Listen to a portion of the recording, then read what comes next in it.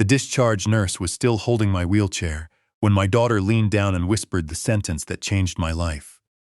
"You are a burden, Dad." Then she placed my hospital bag on the sidewalk, shut the car door, and drove away like she had just dropped off unwanted furniture. I had stitches in my back, one prescription bottle in my pocket, and nowhere to sleep that night. Before I tell you how my own daughter ended up begging me not to open one sealed envelope in court, welcome back to Revenge Act Storiesies.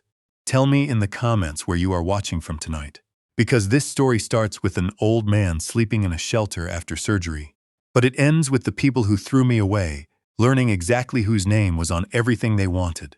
My name is Walter Grayson. I was 68 years old when this happened. I lived in Davenport, Iowa, in a modest brick house with blue shutters, the same house my late wife, Helen, and I bought in 1987 when our daughter, Marissa, was still small enough to fall asleep on my chest during Sunday football games.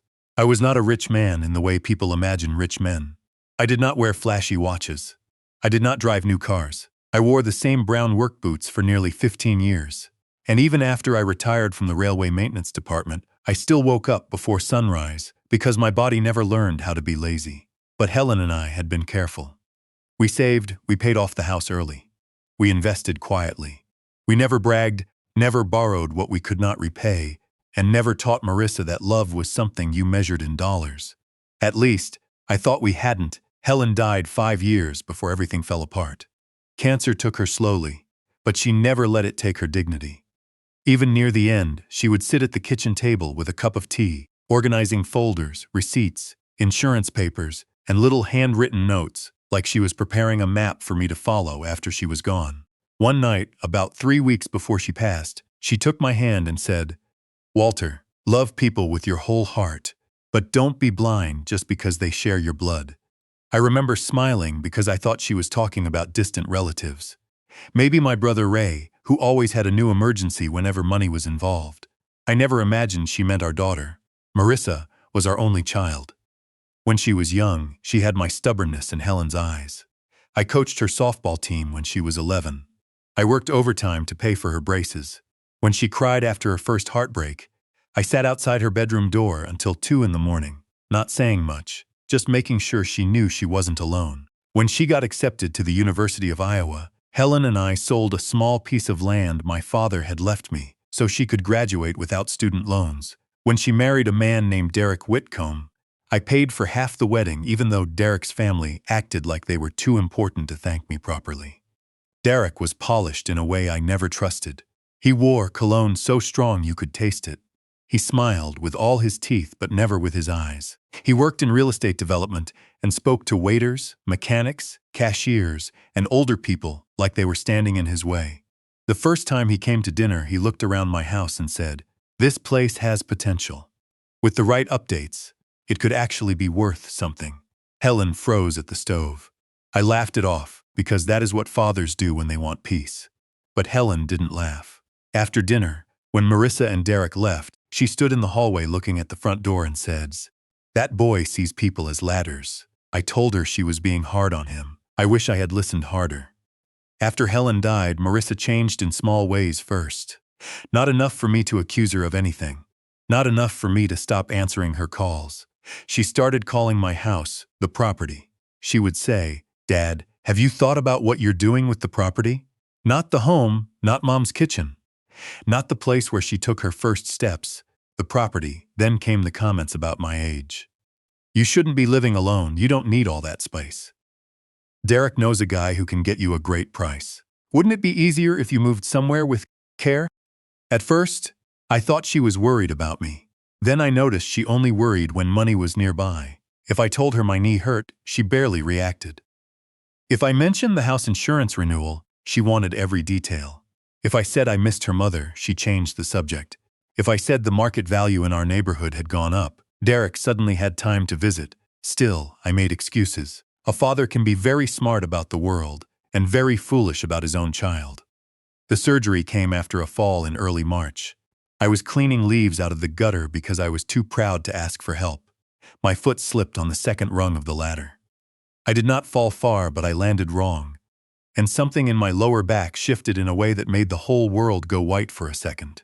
The doctor said surgery would give me the best chance to walk properly again. Marissa came to the hospital the first day with flowers. Derek came with a folder. I remember that clearly. He placed it on the rolling table beside my bed and said, "Just some basic paperwork, Walt. Medical authorization, care planning, things like that. Makes everything easier." I was groggy from medication, but not gone. I asked him, "What kind of paperwork?"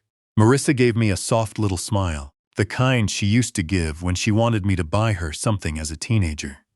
"Dad, don't make this difficult. We're trying to help." I looked at the folder. The top page said temporary medical authorization, but there were too many pages underneath it. I told them I wanted my lawyer to look at it. Derek's smile tightened. "Your lawyer? Walter, this isn't a business deal. This is your daughter." And there it was. That little trap people set when they want you to feel guilty for protecting yourself. I did not sign. Marissa kissed my forehead before leaving, but it felt more like a performance than affection. That was the first night I wondered if Helen had seen something in our daughter that I had refused to see. The surgery went well, but recovery was slow. I could stand with a walker, but I needed help. The hospital social worker recommended a short-term rehabilitation facility for 2 weeks. Marissa said absolutely not. "My father is not going to some facility," she told the nurse. "He'll stay with us." I felt proud for about 10 seconds. Then Derek said, "Only until we figure out the house situation." The house situation. I should have stopped everything right there. Instead, I told myself they were stressed. I told myself recovery was hard on everyone.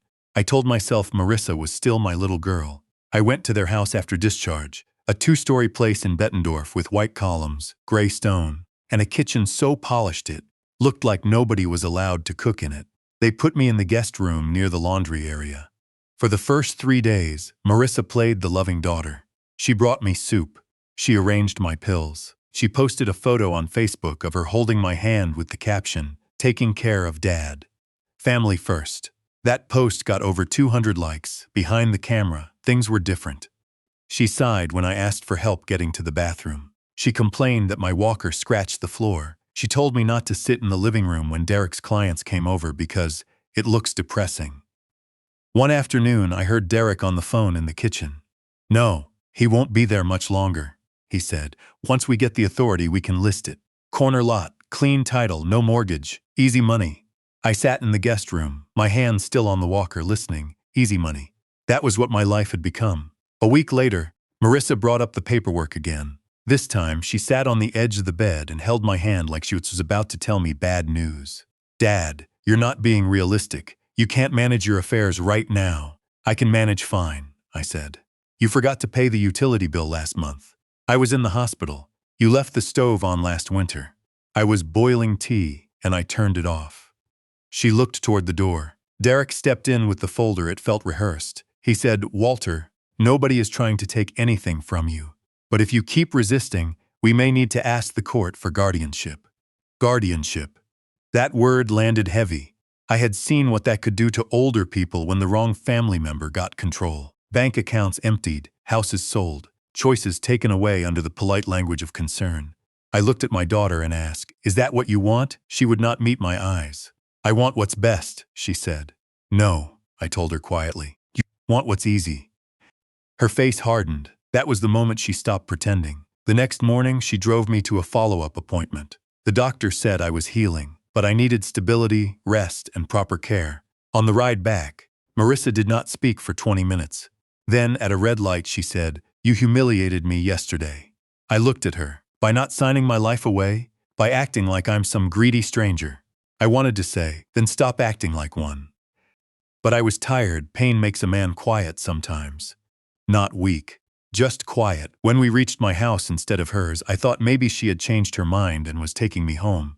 But something felt wrong. There was a moving van in the driveway. My neighbor, Mr. Kessler, stood across the street, holding his rake, watching with the kind of uncomfortable silence that says he has seen too much, but does not know if he should interfere. My front door lock looked new. On the porch were 3 cardboard boxes, my winter coat, some framed photos, a shaving kit, Helen's old Bible. I turned slowly toward Marissa. "What is this?" She kept both hands on the steering wheel. "You can't stay with us anymore." "What do you mean?" Derek walked out of my house carrying my old duffel bag. He dropped it beside the boxes. not placed it, dropped it. Marissa finally looked at me, and there was no softness left in her face. You are a burden, Dad. I have a family, a marriage, a life. I can't ruin everything because you refuse to accept that you're old. I sat there, still strapped into the passenger seat, with a brace around my waist and a prescription bag in my lap. I said, Marissa, I just had surgery. She said, then go to a rehab facility. Go to a motel. Call someone from church. I don't know. But you're not coming back to my house. And you're not staying here while we figure things out. I looked at my own front door. My house? Derek smiled. We changed the locks for safety. For whose safety? He stepped closer to the car window and lowered his voice. Don't make a scene, Walter. The neighbors are watching. That line did something to me, not because I cared about the neighbors. Because my daughter had just thrown me away, and her husband was worried about appearances. I tried to get out of the car without help. It took me nearly a full minute. My legs shook. My back burned. I had to hold the door frame just to stand. Marissa did not reach for me. Not once. Derek shoved the duffel closer with his foot. You've got your essentials. I looked at my daughter one last time and said, your mother would not recognize you. Her lips trembled for half a second. Then Derek said, come on, Marissa. And she got back in the car. They drove away. I stood on the sidewalk beside 3 boxes and a duffel bag, locked out of the house I had paid for with 30 years of work. I did not cry then. That came later. Mr. Kessler crossed the street and asked if I needed help. I told him I needed to sit down before I fell. He helped me to his porch and gave me water. We called the police. The officer was young, respectful, and clearly uncomfortable. Derek returned with paperwork, claiming Marissa's authority to secure the property due to my declining condition. I asked to see the document. He would not hand it to me. The officer said, Sir, this may be a civil issue. You'll need to speak with an attorney. A civil issue. That phrase is very clean for something that feels like your life being stolen in front of you. Mr. Kessler offered his couch, but his wife had recently come home from surgery herself, and I could see the worry on his face. I thanked him and told him I would manage. By 8 that evening, I was sitting in the lobby of St. Bartholomew Outreach Shelter with my duffel bag at my feet. A volunteer named Calvin helped me fill out the intake form because my hands were shaking too much to write clearly. Under reason for seeking shelter, I wrote one word, family. I slept in a narrow bed that night, under a gray blanket that smelled like bleach. A man across the room coughed in his sleep. Someone whispered a prayer. A heater rattled against the wall. I stared at the ceiling and thought about Marissa at age 7, running toward me with a scraped knee, crying, Daddy, carry me. And I wondered how the same child had grown into a woman who could leave her father on a sidewalk after surgery. But grief has a strange way of clearing your vision. The next morning, I opened the duffel bag Derek had thrown at me. Most of it was useless. Old socks. 2 shirts, a toothbrush, a stack of mail he must have grabbed from the hallway table without looking, and at the bottom, wrapped in a dish towel, was Helen's Bible. I almost didn't open it. I was not looking for inspiration. I was looking for my reading glasses. But when I lifted the front cover, a small cream envelope slipped out and landed on the bed. My name was written on it in Helen's handwriting, Walter. My throat tightened. Inside was a note, folded once. It said, if the day ever comes when you feel cornered in your own home, call Naomi Price before you sign anything. The blue folder is not the important one. The green folder is. I read that sentence 6 times. The green folder. I knew exactly where it was. In our safe deposit box downtown. Helen had insisted on keeping one after her diagnosis. I thought it was for jewelry, insurance papers, and old family photographs. I had not opened it since the funeral. I sat on the shelter bed holding that note, and for the first time since Marissa abandoned me, I felt something stronger than pain. I felt direction. Calvin helped me contact a medical transport service. I paid with the emergency cash I kept tucked inside my wallet. By noon, I was at River Trust Bank. The teller recognized me. Her name was Denise. She used to cash my railway checks years ago. When she saw my walker and the hospital band around my wrist, her smile faded. Mr. Grayson, are you all right? I said. I'm trying to be. She took me to the private room and brought the safe deposit box. Inside were Helen's wedding pearls, our old deed records, photographs of Marissa as a baby, and one green folder. My hands were steady when I opened it. The first page was a trust agreement. The Grayson Family Residence Trust decreed 9 years earlier. Helen and I had both signed it. I remembered signing documents. But at the time, Helen handled most of the details, because she said it would protect the house if either of us got sick. I had not understood how much protection she meant. The house was not held in my personal name anymore. It belonged to the trust. I was the lifetime beneficiary and trustee. Marissa was listed as a conditional future beneficiary. Conditional. That word mattered. A clause in the trust said that any beneficiary who attempted to coerce, remove, financially exploit, abandon, or force guardianship over the surviving spouse without medical necessity would be disqualified. The remaining assets would then pass to a local housing foundation and a veterans recovery program Helen had supported. Below that clause was another document, Marissa's signature. She had signed as a witness when the trust was created. Derek had signed too. I sat in that bank room, staring at their names. They had signed the very document that could cut them out. They just had not bothered to read it. That was their first mistake. The second was assuming a quiet old man had no proof. I called Naomi Price from the number on Helen's note. Naomi was a sharp attorney in her late 50s with silver hair, calm eyes, and a voice that sounded like she had never been intimidated by anyone in her life. She remembered Helen immediately. "Your wife was one of the most careful people I ever worked with," Naomi said. "If she told you to call me, then something happened. I told her everything, not dramatically, not angrily, just the facts, the surgery, the paperwork, the changed locks, the boxes, the shelter." Naomi was silent for a moment after I finished. Then she said, "Walter, do not contact your daughter directly. Do not warn them. Do not sign anything. And do not go back to that house alone," I asked. "Can they keep me out?" she said, "Not legally. But I want to see what document they showed the officer." Over the next 3 days, Naomi moved fast. She sent a demand letter to Marissa and Derek requesting copies of any authority they claimed to have. She contacted my doctor, who wrote a clear statement that I was mentally competent and capable of making my own decisions. She checked county records and found something that made her voice go cold. Derek had already scheduled a meeting with a title company. He was trying to begin a sale process on my house. He had listed himself as authorized family representative. Not owner, not trustee. Authorized family representative. A phrase that sounded official enough to fool someone who was moving too quickly. But Naomi was not moving quickly. She was moving carefully. And careful people are dangerous to liars.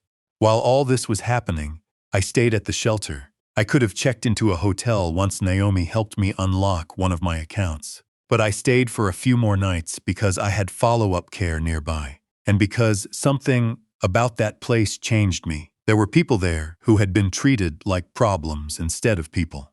A veteran named Ellis, who lost his apartment after a stroke. A grandmother named June, who slept in a chair because she was afraid of taking up too much room. A young father who worked nights but still couldn't afford a deposit on an apartment. Nobody there asked me what my house was worth. Nobody asked what they would inherit.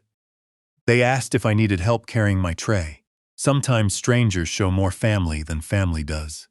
On the 4th morning, Calvin brought me a cup of coffee and said, "There's a woman in a suit asking for you." Naomi Price stood in the shelter lobby holding a leather briefcase. Behind her was a man from a private security company and a locksmith. She looked at me and said, "Are you ready to go home?" I did not smile. Not yet, I was ready, but I wanted to do it right. We arrived at my house just after 1 in the afternoon. Derek's black SUV was in the driveway. There was a contractor's sign near my front yard. Whitcomb Residential Renewal, Derek's company. My own daughter had kicked me out after surgery, then allowed her husband to put his business sign in my yard. Like the house was already his next project. Naomi knocked. Derek opened the door with a phone pressed to his ear. When he saw me, his face changed, not much, just enough. "Walter," he said, "this is not a good time." Naomi stepped forward. "I'm Naomi Price, counsel for Mr. Grayson and trustee documentation representative. We are here to restore his access to the residence immediately." Derek laughed once. "This is a family matter." Naomi opened her briefcase. "No, Mr. Whitcomb. This is a property matter. A potential elder exploitation matter, and possibly a fraud matter, depending on what you do in the next 30 seconds. That shut him up. Marissa appeared behind him in my hallway. She looked at the security guard, the locksmith, the documents in Naomi's hand, and then at me. "Dad, what are you doing?" I said, "Coming home." Her eyes widened. "You can't just show up with a lawyer." I looked at the contractor's sign in the yard. And you can't lock a man out of his house and try to sell it while he's sleeping in a shelter. She flinched when I said shelter. Good. Some words deserve to be heard out loud. Derek tried to argue. Naomi let him talk for nearly a full minute. Then she handed him a copy of the trust summary. He read the first page, then the second. His face lost color around the mouth. Marissa snatched it from him. What is this? I said. Something your mother prepared because she loved me enough to protect me from the day I might not protect myself. She scanned the page, her lips moving silently. Then she found the conditional beneficiary clause. I watched the exact second she understood. Dad, she whispered. It was the first time she had called me Dad with fear in her voice. Naomi said, "You both signed acknowledgement documents 9 years ago. You witnessed the creation of this trust." "You had notice," Derek said. "We didn't know what it meant." Naomi looked at him like he had disappointed her professionally. "That is not the defense you think it is." The locksmith changed the locks while Derek and Marissa stood on the porch, with their arms folded like angry children. I walked through my house slowly. Some furniture had been moved. Helen's framed picture was no longer on the mantel. It was in a cardboard box in the den, face down. That hurt more than the lock. I picked it up, wiped the dust from the glass, and placed it back where it belonged. Then I looked at my daughter and said, "You had no right." She started crying. Not the kind of crying that comes from remorse, the kind that comes when consequences finally arrive. "You don't understand what I've been dealing with," she said. "Derek's business has been under pressure. We have bills. We thought selling the house would help everyone." "Everyone?" I asked. She looked away. Naomi said, "Mr. Grayson will not be discussing this further today. You'll communicate through my office." Derek stepped toward me. "This is insane. After everything Marissa has done for you." I looked at him. "What did she do, Derek? Throw my bag on the sidewalk? Post a picture of my hospital hand for likes? Change the locks while I was still wearing a brace?" He had no answer. That was the thing about truth. It doesn't need to shout, it just needs to stand there long enough. I wanted that to be the end. I really did. I wanted my daughter to apologize in a way that sounded real. I wanted Derek to take his sign and disappear. I wanted to sit in Helen's chair, drink tea, and pretend my family had cracked but not shattered. But I didn't know the worst part yet. 2 days after I returned home, Naomi called me. "Walter," she said, "we found a petition filed yesterday morning." "What petition?" "Marissa filed for emergency guardianship." I closed my eyes. Of course she had. The petition claimed I was confused, medically fragile, financially vulnerable, and being influenced by an outside attorney. Outside attorney. That meant Naomi. It also claimed Marissa had been my primary caregiver, and that I had wandered away from care after becoming angry. Wandered away, they had abandoned me at my own locked door, and now they were telling the court I had wandered away. Naomi's voice stayed calm. "There will be a hearing next Thursday. They are trying to gain control before we can formally remove them as beneficiaries." I asked her what we needed. She said proof. Luckily, Marissa and Derek had spent years underestimating me. After Helen passed, I installed a small security camera above the front porch. Nothing fancy. Just a simple device connected to cloud storage because some packages had gone missing on our street. It had recorded the day they left me outside, every word. "You are a burden, Dad. We changed the locks for safety. Don't make a scene, Walter." The video also showed Derek dropping my duffel bag and pushing it with his foot. Mr. Kessler gave a written statement. The shelter provided intake records showing I arrived that evening after being removed from my home. My doctor provided a competency letter. The bank provided safe deposit access records. And then Denise, the teller, called me personally. "Mr. Grayson," she said, "I don't know if this matters, but someone came in last week asking about your accounts." "Who?" "Your son-in-law." My hand tightened around the phone. "He said he had authority to discuss your banking, but the document looked off, so we refused." Naomi subpoenaed the document Derek had tried to use. It was a financial power of attorney, with my signature on it. Except I had never signed it, and whoever forged it had made one mistake. They used my full legal name as Walter James Grayson. My middle name is not James. It is Joseph Helen. I used to joke that the only people who called me Walter James were telemarketers, and people who did not know me at all. Derek had pulled my name from an old online record that was wrong. That forgery became the third mistake. The hearing was on April 18th. I wore a navy suit I had not worn since Helen's funeral. Calvin from the shelter drove me because I was still not supposed to drive long distances. Before I got out of the car, he said, "You nervous?" I said no. He smiled. Most men would be. I looked at the courthouse steps. I already lost the thing I was afraid of losing. What's that? The belief that my daughter would never do this. Inside the courtroom, Marissa sat beside Derek and their attorney, a young man who looked like he had been told this would be easy. My brother Ray was behind them. So were two of Helen's cousins and one of Derek's business partners. Marissa had made this a family event. She wanted witnesses. She wanted me to look unstable in front of people who knew me. When I walked in with Naomi, the room went quiet. Marissa looked at my suit, my steady steps, the folder in Naomi's hand, and then looked down. The judge's name was Patricia Ellison. She was small, serious, and had no patience for theatrics. Marissa's attorney spoke first. He painted a picture of a confused elderly man resisting care, manipulated by a lawyer, unable to understand his medical needs. He said Marissa had only acted out of concern. He said the changed locks were a safety precaution. He said the petition was about protection, not money. Then Judge Ellison looked at Naomi. Naomi stood. "Your Honor, we believe the petition is not only unnecessary, but filed in bad faith.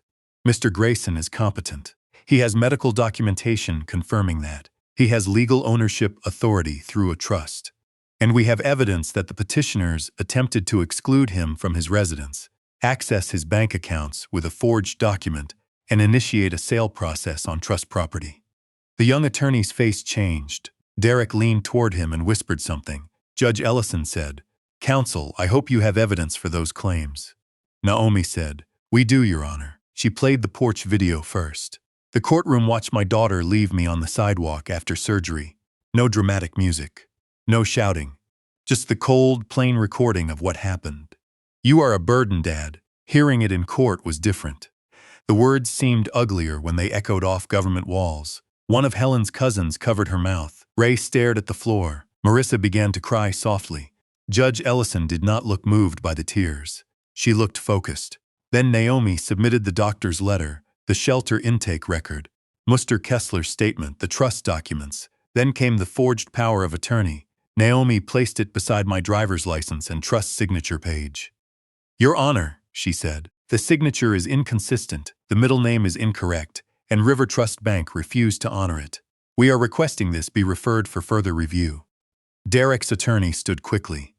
"My client was not aware." Judge Ellison raised one hand. "Sit down." He sat. Then the judge looked at Marissa. "Mrs. Whitcomb, did you know your father slept in a shelter after you left him outside his home?" Marissa wiped her face. "I thought he would call someone." The judge stared at her. He had just had surgery. Marissa said nothing. Judge Ellison turned to Derek.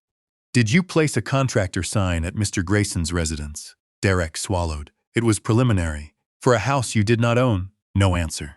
The judge denied the guardianship petition that day. But she did not stop there.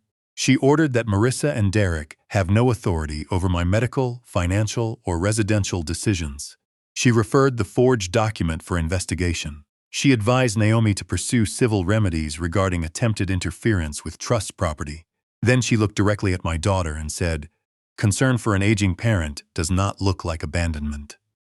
That line silenced the room. But the final blow came outside the courtroom. Marissa followed me into the hallway, crying harder now. "Dad, please, please don't do this." Derek didn't understand. I was overwhelmed. I turned to face her. For a second, I saw the little girl she used to be. Then I remembered the sidewalk, the boxes, Helen's picture face down in the den. I said, "You called me a burden because you thought I had nothing left but need."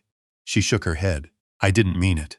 "Yes," I said quietly. "You did. You just didn't know it was being recorded." Derek stepped forward, angry even then. "Walter, if you cut Marissa out, you're punishing your own grandchildren." That was low. My grandchildren, Lily and Grant, were 14 and 11. They had been kept away from me for months because Marissa said I was too negative after Helen died. I looked at Derek and said, "No, you used your children as a shield after using my daughter as a weapon." Naomi handed Marissa a sealed copy of the beneficiary removal notice. Marissa stared at it. "What is this?" I said. "The green folder." Her face crumpled. She remembered then, not the details maybe, but the signing. The kitchen table. Helen explaining that family should never have to fear family. Marissa whispered, "Mom wouldn't have wanted this." For the first time all day, I felt anger rise hot in my chest. Not loud, not wild, just clean. I stepped closer and said, "Your mother wrote it because she was afraid you might become exactly this." That broke her. She sat down on the hallway bench and sobbed into her hands. Derek looked at the document, then at Naomi, then at me. His voice was low. "How much are we talking about?" That question ended any last doubt I had. Not "Is Walter okay?" Not "Can we fix this?" Not even "What did we do?" How much? I almost laughed. Naomi answered for me.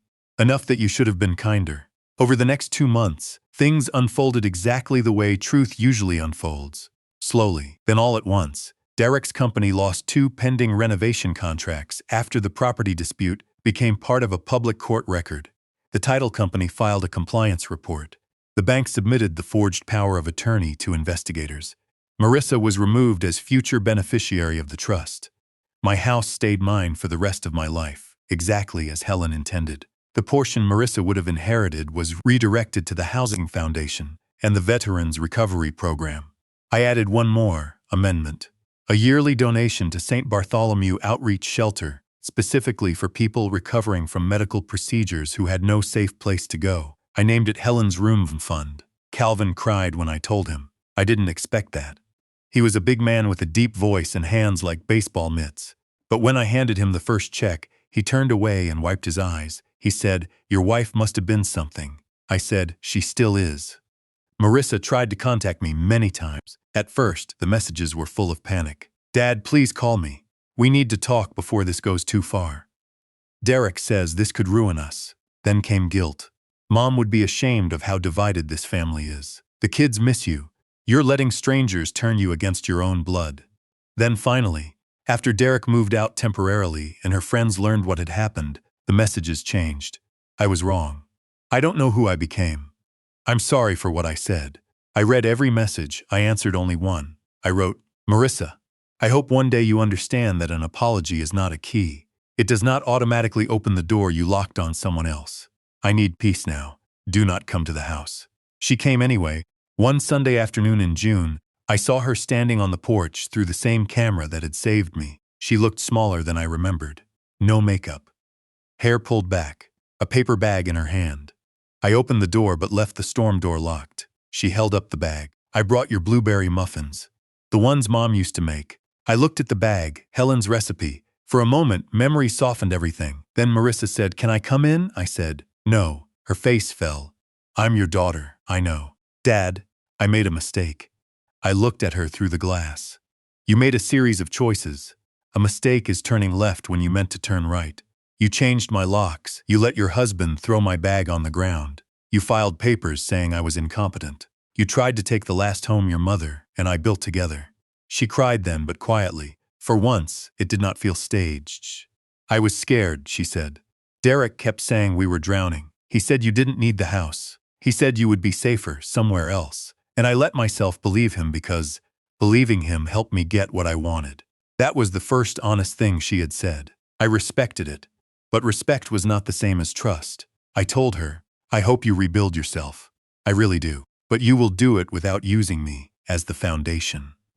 She nodded broken. Before she left, she placed the muffins on the porch chair. I did not eat them, not because I thought she had done anything to them, because some gifts come too soon. I gave them to Mr. Kessler. He said they were good. Life got quieter after that. I hired a part-time home aide for recovery. A kind man named Jordan came 3 mornings a week to help with errands and physical therapy exercises. I joined a support group for older adults dealing with family estrangement, a phrase I used to think sounded dramatic until I lived it. My grandchildren eventually wrote me letters, not texts, letters. Lily's was careful and sad. She said her mother told them I didn't want to see anyone, but she had seen the court video after overhearing Derek shouting about it. Grant drew a picture of my house with a big tree in the yard and wrote, "I miss Grandpa pancakes." That one got me. I asked Naomi how to handle it. She told me children should not carry their parents' sins. So I invited them to meet me at a diner with a neutral family counselor present. Lily hugged me so hard I had to remind her about my back. Grant ordered pancakes even though it was 2 in the afternoon. I did not speak badly about their mother. I told them grown-ups sometimes make choices that hurt people, and trust has to be rebuilt carefully. Lily asked, "Are you still mad?" I thought about that. Then I said, "I'm still healing." That was the truth. Anger is easy. Healing is work. By autumn, I could walk without the brace. The leaves turned gold along my street. I repainted the shutters myself, slowly, one side at a time. Mr. Kessler helped with the ladder because he said he was not watching me fall again. On Helen's birthday, I drove to the cemetery and sat beside her grave with a cup of tea and a travel mug. I told her everything. About Marissa, about the shelter, about the green folder, about the judge, about Helen's room fund. The wind moved through the trees, and for a strange second I could almost hear her saying, "Took you long enough to open that folder, Walter." I laughed. Then I cried a little. Not the helpless kind of crying, the kind that washes dust off something old. People ask if revenge made me happy. That is not the right question. Revenge, the way I understand it now, is not about making someone suffer. It is about refusing to keep bleeding just so the person holding the knife can feel comfortable. I did not scream at Marissa. I did not ruin her illegally. I did not chase Derek down or threaten anyone. I simply told the truth. Open the folder my wife left me, and let every signature, every recording, every document, and every cruel word stand in the light. They did the rest to themselves. The house is quiet now, but not empty. Helen's picture is back on the mantel. The guest room has clean sheets in case my grandchildren visit. The front door has a new lock, and above the porch, that little camera still records everything. Not because I live in fear. Because I learned that love without boundaries can become a doorway for people who were never planning to knock. My daughter once called me a burden. But in the end, the burden was not my age, my surgery, or my need for help. The burden was the truth she had to carry after everyone heard what she said. So tell me honestly, how did this story make you feel? If you had been in my place, recovering from surgery while your own child locked you out, would you have forgiven her right away? Or would you have walked away and let the truth finish what they started? Tell me in the comments where you are watching from tonight. And if this story stayed with you, subscribe to Revenge Act Stories for more emotional stories about betrayal, dignity, and the quiet kind of revenge that begins when a good person finally stops begging to be loved.